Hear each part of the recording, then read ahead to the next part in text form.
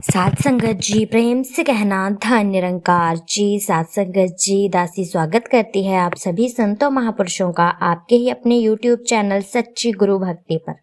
सात संगत जी दासी आशा करती है कि सात संगत जी दासी आशा करती है कि सतगुरु माता जी की पावन कृपा आप जी संतों महापुरुषों पर बरस रही होगी।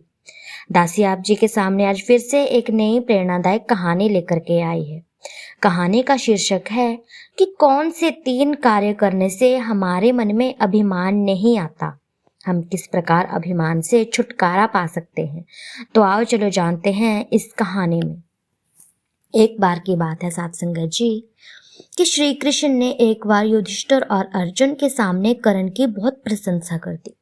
उन्होंने कर्ण को बहुत बड़ी दानी कहकर और उदार शूरवीर कह दिया। सात संगत जी श्री कृष्ण द्वारा की गई प्रशंसा अर्जुन को पसंद नहीं आई। अर्जुन का कहना था कि धर्मराज युधिष्ठिर के सामने कर्ण की कोई प्रशंसा करते रहते हैं, यह बात उसे कुछ समझ नहीं आती। अर्जुन की बात सुनकर श्री कृष्ण बोले, अर्जुन तुम सही बात समझ नहीं पा रहे हो। अभी तो मैं कुछ नहीं कह सकता, परंतु जल्दी ही तुम इस सच्चाई को समझ जाओगे। यह कहकर श्री कृष्ण ने बात को टाल दिया। सच्चाई समझाने के लिए श्री कृष्ण ने एक दिन अर्जुन को साथ लिया और एक और चल दिए। उन दिनों लगातार कई दिनों से बरसात हो रही थी। ब्राह्मण का वेश बनाकर वे दोनों युधिष्ठिर के पास पहुंच गए। वहां जाकर श्री कृष्ण ने युधिष्ठिर से कहा, महाराज हम दोनों आपके राज्य के ब्राह्मण हैं, हमें एक मन चंदन की सूखी लकड़ी चाहिए। हमें चंदन की सूखी लकड़ी की बहुत ज्यादा जरूरत है, तो इसीलिए हम आपके पास आए हैं, क्योंकि पूरे जंगल में बारिश हो चुकी है और सभी गीली लकड़ियां हैं। युधिष्ठिर ने हाथ जोड़कर कुछ देर ठहरने का अनुरोध किया। उन्होंने अपने सैकड़ों सेवकों को आज्ञा दी कि राज्य भर में जहां से भी मिले चंदन की सूखी लकड़ी ले आओ। सेवक पूरे राज्य में घूमे, परंतु बरसात के समय उन्हें चंदन की सूखी लकड़ी कहीं से भी उपलब्ध नहीं हुई, क्योंकि सभी बारिश के पानी से भीगी हुई थी। उन्होंने वापस लौटकर यह बात युधिष्ठिर से कह दी। युधिष्ठिर ने ब्राह्मणों से अनुरोध किया, कोई और समय होता तो मैं आपको कई टन चंदन की लकड़ियां दे सकता था, परंतु इतनी वर्षा में सूखी लकड़ी मिल पाना संभव नहीं है। आप लकड़ियों के स्थान पर कोई और वस्तु मांग ले। श्री कृष्ण बोले, नहीं महाराज, यदि सूखी लकड़ियां नहीं हैं तो यह नहीं तो न सही, अन्य कोई वस्तु हमें नहीं चाहिए। यह कहकर दोनों ब्राह्मण वहां से चले गए। वहां से चलकर दोनों तक कर्ण के पास पहुंचे। कर्ण ने ब्राह्मण देवताओं का स्वागत किया। स्वागत के बाद उसने उनसे पूछा, ब्राह्मण देवता कहिए कैसे कष्ट किया, मैं क्या सेवा कर सकता हूं आपकी। श्री कृष्ण बोले, राजन हमें एक मन चंदन की सूखी लकड़ियां चाहिए। कर्ण ने उन दोनों को थोड़ी सी प्रतीक्षा करने को कहा। अर्जुन अभी भी सोच ही रहा था सात संगत जी कि देखे कर्ण कहां से एक मन लकड़ियां लाता है, कि कर्ण ने तलवार उठाई और देखते ही देखते अपने घर के दरवाजों को काटना शुरू कर दिया।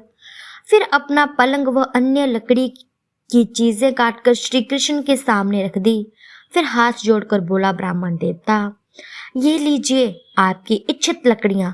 अर्जुन को कर्ण की दानशीलता देखकर बहुत आश्चर्य हुआ। श्री कृष्ण ने यह देखकर पूछा कि राजन, लकड़ियों के लिए आपने अपने महल के कीमती दरवाजे और पलंग भी तोड़ डाले। कर्ण बोला, ब्राह्मण देव आप देख ही रहे हैं कि मौसम बरसात का है, ऐसे में सूखी लकड़ियां मिलना बहुत ही कठिन है, बल्कि असंभव भी है। सात संगत चंदन की लकड़ियां तो वैसे भी कम मिलती है, इसीलिए महल के दरवाजे काटने के अतिरिक्त कोई और उपाय नहीं था मेरे पास, इसीलिए मैंने ये कार्य किया। श्री कृष्ण ने कहा, आप इनकार भी तो कर सकते थे। तो सात संगत जिस पर कर्ण बोले, नहीं महात्मा, कर्ण के द्वार से कोई जरूरतमंद खाली हाथ जाए यह तो हो ही नहीं सकता। दरवाजे और पलंग तो फिर बनाए जा सकते हैं। दानवीर कर्ण नम्रता से बोला। श्री कृष्ण ने कर्ण को यशस्वी होने का आशीर्वाद दिया और वहीं से चल दिए। अर्जुन अब पूरी बात समझ चुका था।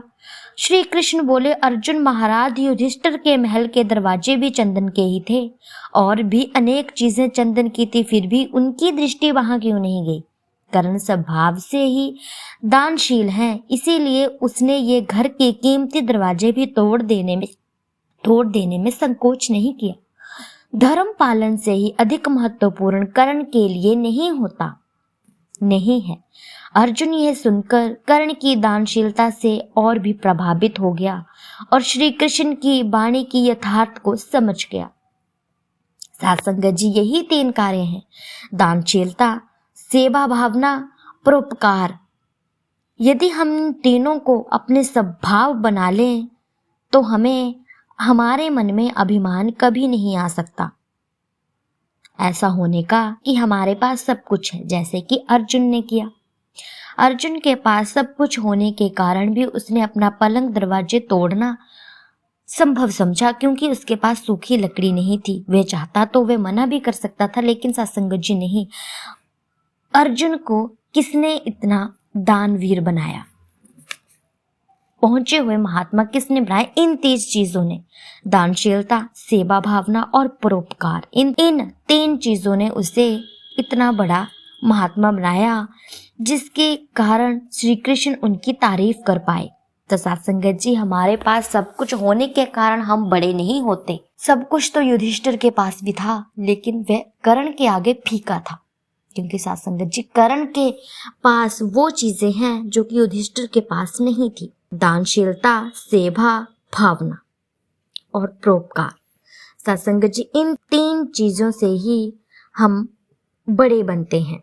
हमारे मन में अभिमान का समाप्ति इन 3 चीजों के कारण ही होती है। सत्संगत जी, यदि हम इन 3 चीजों को अपने मन में धारण कर लें, अपने जीवन में धारण कर लें, तो हमें भी किसी चीज की कमी नहीं रहेगी और हम भी कर्ण के जैसे महान संत बन जाएंगे। तो सत्संगत जी, यही 3 चीजें हैं जिनके कारण हमारे मन में अभिमान नहीं आता है। तो हम इन 3 चीजों को अपनाएं और अपने बच्चों को, अपने घर परिवार, रिश्तेदारों को भी यही सब सीखने का प्रेरणा दें कि हमारे मन में ये सब चीजें नहीं आनी चाहिए।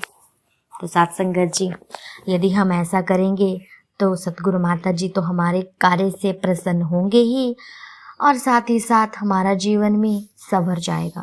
तो सत्संगत जी, ऐसा करने से तो सत्संगत जी, धर्मपरायण कार्यों को करने के लिए विशेष सोच विचार भी नहीं करना पड़ता। जिन चीजों से किसी का भला होता है तो उसके लिए सोच विचार नहीं करना पड़ता। सत्संगत जी, हमें भी किसी भी चीज का सोच विचार न रहे, जो हमारे पास है हम सेवा भावना समझ करके किसी को अर्पण कर दें, वही हमारी सच्ची सेवा होती है। तो सत्संगत जी, इन 3 चीजों को अपने मन में लाना है और अपने जीवन को मुक्ति की ओर लेकर के जाना है। तो दासी की कहानी आप जी संतों महापुरुषों को अच्छी लगी हो तो वीडियो को लाइक कीजिएगा, कमेंट में धन निरंकार जी जरूर लिखिएगा, और चैनल पर नए हैं तो चैनल को सब्सक्राइब जरूर कर लीजिएगा। ऐसी ही प्रेरणादायक कहानियाँ मैं आप जी संतों महापुरुषों के सामने हर रोज लेकर के आती रहती हूँ। तब तक के लिए धन निरंकार जी।